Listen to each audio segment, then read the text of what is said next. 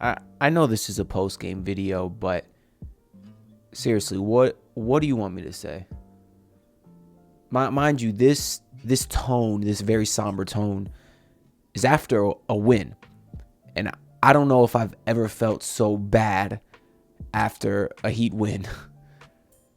What an incredibly unserious team this Miami Heat team is, as they would nearly blow a 20-point lead in the fourth quarter to the Charlotte Hornets.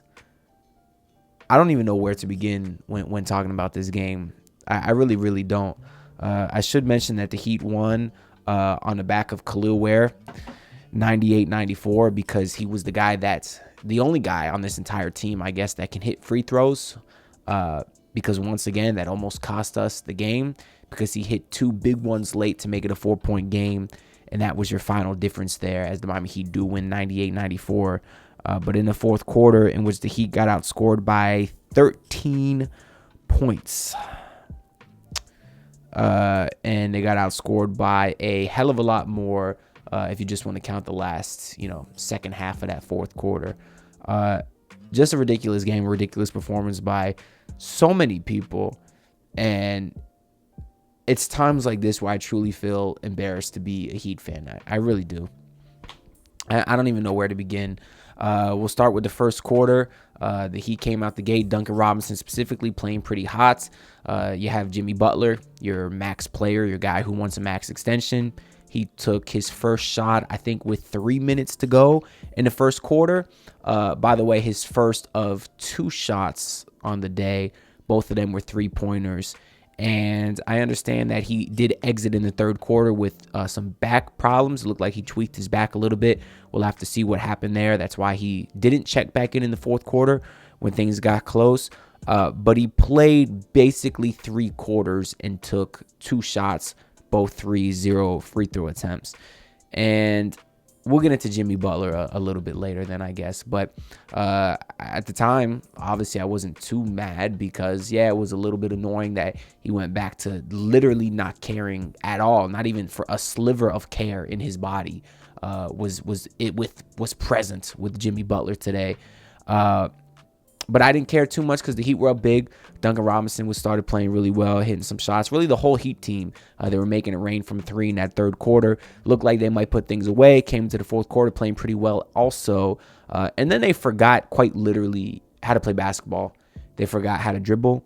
They forgot how to play make. They forgot what good offensive and defensive basketball looks like. They forgot how to pass.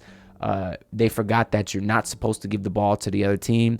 And Charlotte got pretty hot, although I'm not really one to give LaMelo Ball credit. Yes, he hit some big shots today, but that guy is not going to last in this league taking those kind of shots that he hits. I mean, he is the definition of a chucker.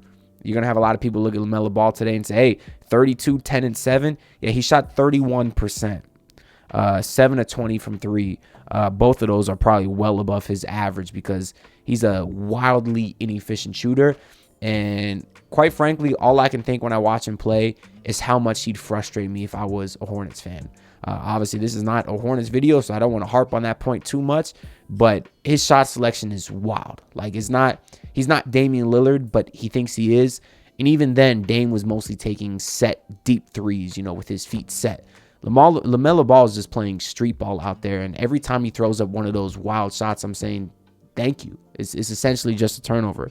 I mean, there was a possession where they cut it all the way down to 1, and yes, some of that is because LaMelo hit some tough threes, and then he jacked up like a rushed fadeaway. He did like a step back between the legs, did get Hayward to kind of fall for it a little bit, so he got some space, but it wasn't a great look. I mean, he airballed it. He didn't even bother spending 3 seconds seeing if there was a better shot out there. But he's a very frustrating player to watch as just a Hornets fan perspective. I just kind of wanted to talk about that for a little bit because I feel like he's getting a lot of praise this year. People talking about him being an all-star, most improved player, MVP, dark horse, and I don't see it. If you look at the points, rebounds, assists, sure, but The efficiency is awful. Anyways, that's way too long on LaMelo Ball. But they would come all the way back, basically make it a 1-point game, and then the Heat would keep playing stupid. Then that's right. The Hornets got back-to-back offensive rebounds, which led to a Tajon Salon 3 in the corner, which actually gave the Hornets a 2-point lead.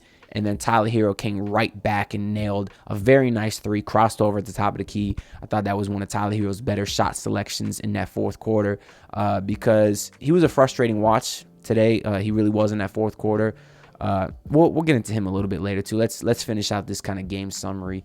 So the Hornets, the Heat would get a stop on the Hornets. Tyler Herro would get the ball. Tyler Herro got the steal. Actually, it was a great steal. Really looked like Jimmy Butler on that last defensive play, where how Jimmy likes to read the passing lanes. Tyler Herro kind of anticipated where the ball was going on the Hornets side, sprinted off his man, was sort of able to rip the ball right out of the Hornets player. I forget who it was, and basically went to dribble out the clock, got fouled. It was a 1-point game. If he made both, worst that can happen is overtime. And Tyler Herro. Why is Siri talking to me? Worst that can happen is overtime, but he missed the first one. So right when I want to give Tyler Herro some credit for hitting a big 3, he misses a free throw, which the Heat all season can't make a free throw, not just him, right? So he hits the second. It's a 2-point game. Hornets call timeout. Final defensive possession for the Miami Heat. I'm saying, please don't have Terry Rozier out there. Spo has Terry Rozier out there, and of course Terry Rozier gets beat. Cody Martin goes right to the lane, and he ends up getting fouled actually because the Heat were able to recover fast enough just to foul him. I really can't fathom why Spoelstra continues to put Terry Rozier out there. We're seeing time and time again the Heat get cooked with just easy shots by the other team whenever Terry's out there. There was the one play versus the Kings where Terry was out there, obviously way too small to box anyone out. Sabonis got a rebound. You had the play versus the Timberwolves. Jaden McDaniels got an offensive rebound because Terry's out there lost, didn't put a body on anyone. I know Terry's not responsible for those guys, but if you go back and watch the replay, he was completely lost. And because of that, the Heat's other guys had to sort of shift out of position to help him. And that's what led to both those teams getting easy baskets. And same thing today. Terry absolutely lost Cody Martin, which led a free lane to the paint. But anyways, Cody Martin, shout out Caleb's twin, the worst one apparently, because he did brick the first free throw, which meant that it was he made the second, which meant that it was still a 2-point game. The Heat he would miss the second one on purpose. Actually, it stayed a 2-point game. Khalil Ware got the rebound, got fouled. Fortunately, hit both. So you did feel really good for the young kid because those were his first free throw attempts of the season, and he nailed them both. So that was kind of a positive sign. You could see the team celebrate with him. They were very happy there. But yeah, that was a ridiculous performance by the Miami Heat. So kind of want to talk about a little bit about everyone on the team. So we'll go through the box score and just kind of go one by one over here. So Jimmy Butler tonight, 25 minutes before going out with a back tweak, 2 for 2, both 3-pointers. Listen, it's very clear that at this age, Jimmy Butler cannot do what we saw the last couple games every night anymore. I mean, he got double-digit free throw attempts the last 2 games, putting his body on the line. He's getting hit. Very clearly, his body can't do that every game. I mean, if you think about it, after he came back from the ankle injury earlier this year, where he missed 4 games, he played very well in the preceding game. You just had the game versus Dallas, which they had 5 days off. He played very well in that game. And now you got a game like tonight, where it's the second night of a back-to-back, and Jimmy's body is just not there. That's why, as much as I want Jimmy Butler and I want him to remain on the Heat for the rest of his career, I can't justify paying him that $50-60 million a year that he wants because his body's breaking down now. And I can't commit that kind of money to someone who can't even play in back-to-backs. And when he's out there, he's a liability at points. Or just a non-factor at least. I know he did make some nice reads in the second half, passing the ball and whatnot, but at least from a scoring perspective, he's just a non-factor in some of these back-to-backs or even not back-to-backs, because really, half the games Jimmy played last year, he really took this lackadaisical approach, and it was very few and far between where we saw him be aggressive. And I understand that, and if that's all he can give us at this stage of his career, that's fine. I understand he's not going to be able to get to the line 15 times a night if his body can't handle it. But there's a difference between being less aggressive and taking 2 shots, standing in the corner the entire time on offense, not even looking at the rim when he's touching the ball, not even be willing to be sort of a primary ball handler to bring the ball up the court. Because we've seen Jimmy Butler do that of late. In that game versus Dallas, you had no Terry Rozier, you had no true point guard. Jimmy was sort of playing that point guard. And I think he can still play that point guard role and be effective in the game without putting his body on the line and getting beat up a ton throughout the course of the 48-minute game. And that's not what we saw today. We saw Jimmy Butler look like he didn't care about basketball. That's what I'm talking about. There's a line. It doesn't have to be one extreme or the other. It doesn't have to be 30-plus points or 2 shots both from 3. There's a middle ground that Jimmy Butler needs to find because, honestly, tonight's performance was pathetic from him. And I don't want to hear about the tweak back because that happened in the third quarter. Maybe he was feeling it earlier in the game. Then don't play. Because it's really embarrassing watching Jimmy out there just standing in the corner. It's a disgrace to this team. It really is. I can't have that continue to happen. I think there should be repercussions for that type of thing. That's how embarrassing a performance it was from Jimmy Butler. Seriously. Moving on here, Haywood Highsmith hasn't really had the offense working of late. Only 1 of 6 today. Hasn't really had a nice breakout performance like we saw earlier in the season. Quite some time now. But the defense has always been fine. I'm cool with him, continuing to get the minutes that he's getting, especially when you consider he was questionable today with a dislocated finger, banged it up just yesterday versus the Bucks. So I was glad that he was sort of able to get out there. Bam Adebayo tonight, 8 points, 10 rebounds, 10 assists, 2 points short of a triple-double, shot 3 for 8. Another guy that was embarrassing to the fullest degree tonight. Let me tell you why. I was mad yesterday when he couldn't attack Brook Lopez, couldn't cook him because Brook Lopez is slow, old, and big-footed, or slow-footed. Well, today he played against Taj Gibson. Taj Gibson was the starting center on the Charlotte Hornets, and Bam Adebayo did nothing to attack that. Did absolutely nothing. So the fact that he only took 8 shots, made 3 of them, the fact that he only took 2 free throw attempts is shameful. It really, really is shameful. And I hate to come on here in this post game and shame the Heat's 2 best players in a game in which they won, but I think most Heat fans are not feeling great after the win today. And the performance of Jimmy Bam tonight, it's just inexcusable. And it's not new. It's not surprising because we've said this a bunch this year. But how it continues to happen, I don't know. Let me know down below if you think I'm overreacting, if you agree with me, because I love those 2 guys. It pains me. That's why you hear in my voice. It pains me to speak ill of these guys. But it's embarrassing. It really is. Duncan Robinson was awesome, though. 6 of 9 from 3. Shout out to him. I hope he continues starting at that 2 spot. Tyler Herro today sort of bounced back offensively because he kind of struggled from an efficiency standpoint in the last 5 games or so. Was 11 of 22 today. 4 of 12 from 3, so not as great from 3 as we've expected. But I'll take the 50% overall, especially when he's dropping 27 points, 8 rebounds, 5 assists. So I'm happy what I saw from Tyler Herro today. But there was some things in that fourth quarter where he was trying to be that point guard that did frustrate me, and I felt like allowed the Hornets to get back into the game. For one, he obviously was struggling a little bit shooting the ball these last few games and a little bit earlier this game too. But in that fourth quarter, he got to the rim. He got there 3 straight possessions, I think, had a left-hand finish, a couple difficult right-hand finishes, and I'm loving it. Because he was great at getting to the rim these last few seasons, but not great at finishing. This season, he's been a lot better. So I'd like to see him attack in that fourth quarter and get some easy baskets when the jump shot really wasn't falling. So that was great. But then he compounded that with also taking some pretty stupid threes.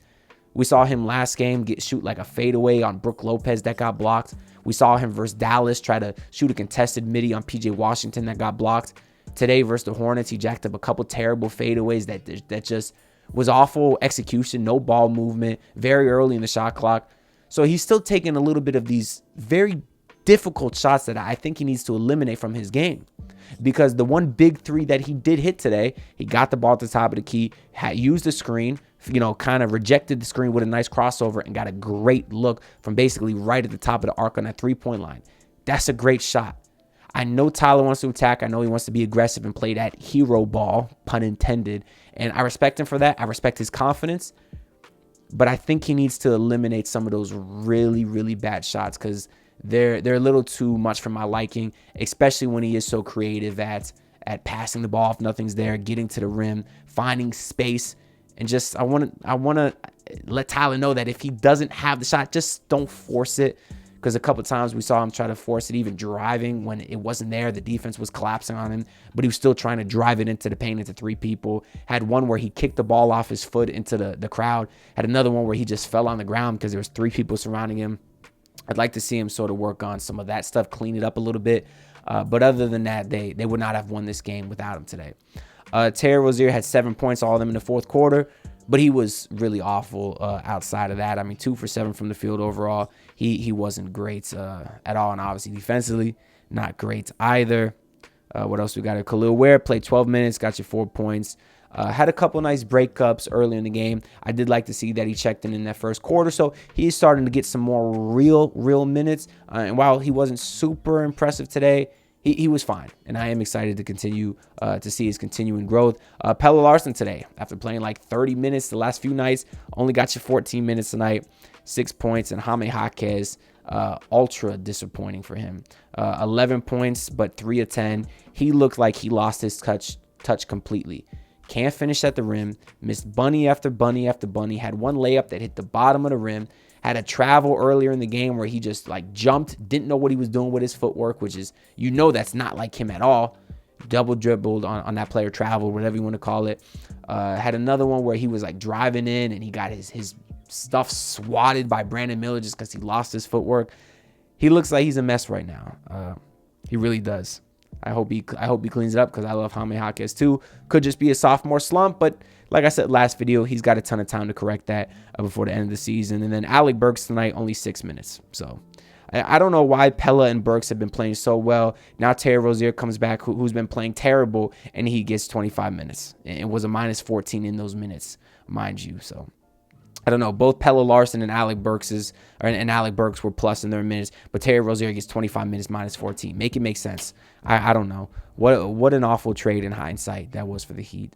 Anyways, I'm looking at my notes here. I think the only thing I did not mention yet is you had no Kevin Love today, obviously, so hopefully he's good by next game with his back spasms. And then I had another note about Bam Adebayo where I want to see him work on his post game too. There was even one play he had Micic on his back, and Jimmy Butler even cleared out, gave Bam the whole lane to work with, backing down Micic. Bam couldn't even back him down. How do we hear that Bam is like super strong and holds all these records in the Heat weight room, but he can't back down Micic? And then he almost dribbled the ball off his foot, but then a Hornets guy tipped it, so it ended up being Heat ball anyways. But his post footwork is awful. Just his post game in general is terrible.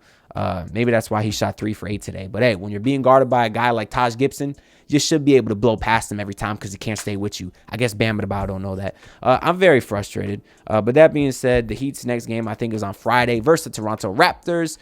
I might not have a post game out right away. As you can see, I'm back in the childhood home. Y'all see the Hassan Whiteside covering up LeBron on the Big 3 poster. But I'm back here, and I might be hooping at that indoor gym y'all see me rent out once in a while. I post some clips sometimes. We are hooping Friday night, so maybe I'll get a post game out like late. But I'll see how it goes that night. Anyways, make sure to like, comment, subscribe. Let me know if you're as frustrated as me down below. And I'll see you on the next video. Peace out, y'all. Look, pull up in the city trying to get that dead face. Do it on my own, I don't need no dead weight. Had to kill him off, yeah, I need a head space. You know this homegrown bitch don't offend me.